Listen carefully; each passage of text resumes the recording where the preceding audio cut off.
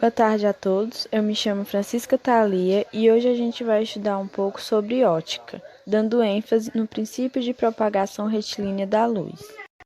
Vamos seguir nossa aula com base na habilidade EF06-CI08 da BNCC, que nos diz o seguinte: explicar a importância da visão, captação e interpretação das imagens, na interação do organismo com o meio, e, com base no funcionamento do olho humano, selecionar lentes adequadas para a correção de diferentes defeitos da visão. Bom, mas e o que é a ótica? A ótica é a parte da física que estuda fenômenos relacionados com a luz e a sua interação com os meios materiais.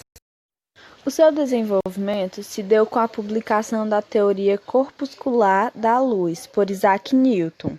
Essa teoria, baseada na ideia grega de atomismo da antiguidade, descreve que a luz é composta por partículas, que descrevem uma trajetória em linha reta, com velocidade limitada.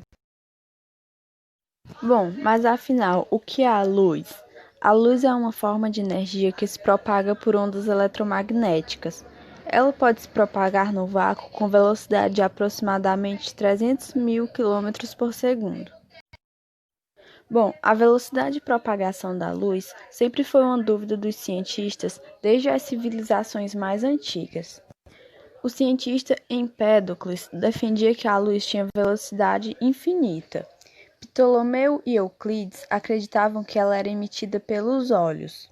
Já Aristóteles acreditava que a luz se propagava por corpos, através do espaço com velocidade finita. Grandes cientistas chegaram a realizar vários experimentos com o intuito de calcular a velocidade da luz, mas somente em 1819 que um experimento conseguiu fornecer medidas mais precisas dessa velocidade. Agora vamos ver o que são os raios de luz. Bom, os raios de luz são linhas que representam a direção e o sentido de propagação da luz. Aqui temos um exemplo bem simples com uma vela acesa, e podemos ver que a luz dela está se propagando por esses raios de luz, em direções e sentidos diferentes. Muitos confundem os raios de luz com o feixe de luz. Por isso, eu trouxe essa imagem aqui ao lado, que é de uma lanterna, para mostrar que o feixe de luz pode ser entendido como um conjunto de raios de luz. Bom, os feixes de luz, ou também chamados de pincéis luminosos, podem ser classificados em convergentes, são os feixes que se aproximam uns dos outros ao longo da trajetória. Como podemos ver nesta imagem, os feixes estão cada vez mais ficando próximos uns dos outros ao longo de sua trajetória. E nesta imagem aqui ao lado, temos os feixes divergentes. Estes são o contrário dos convergentes, pois eles se afastam uns dos outros ao longo da trajetória, como podemos ver aqui.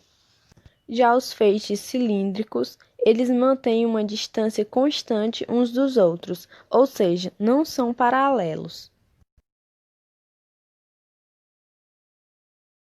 Bom, agora vamos falar um pouco sobre as fontes de luz.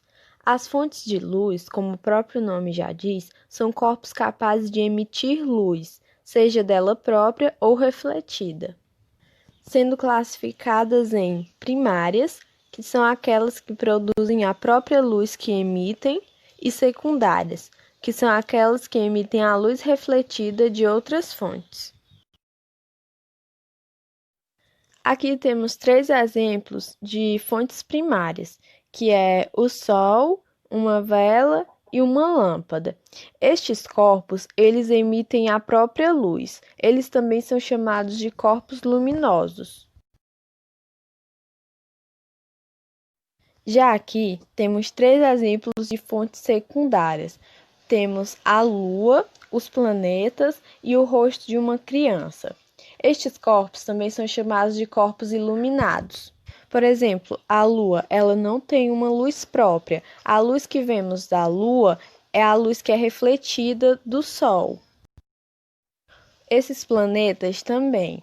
E aqui esta criança, o rosto dela está sendo iluminado por uma vela.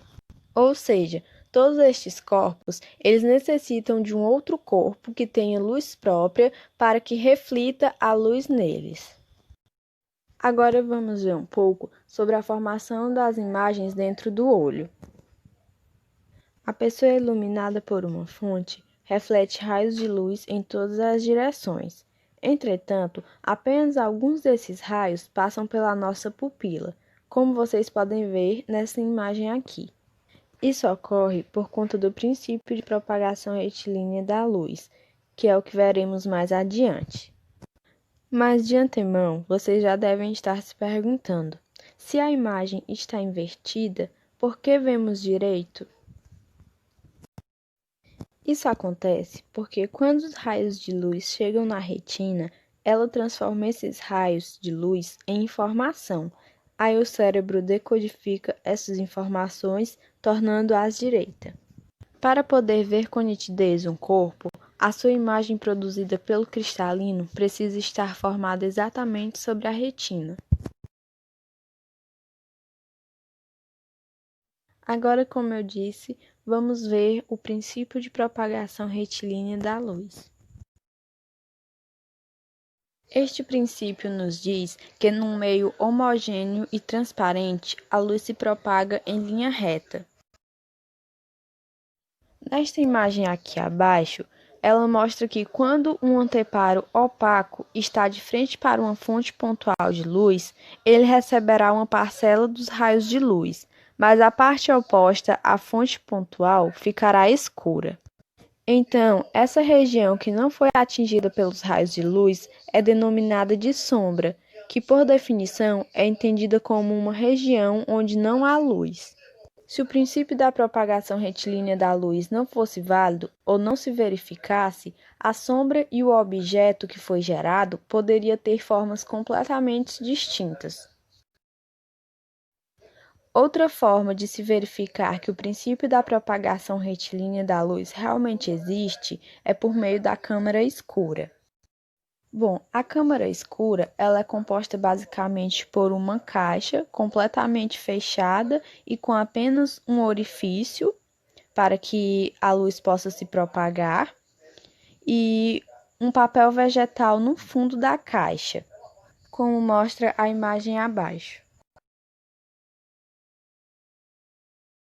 Sabemos que a vela ela emite vários raios, mas somente alguns desses raios vão entrar por este orifício, formando a imagem real da vela no fundo da câmara, porém invertida. Observe que isto é muito semelhante da formação das imagens no nosso olho. Bom, e para a gente finalizar a aula, eu vou mostrar para vocês, na prática, como a câmara escura funciona.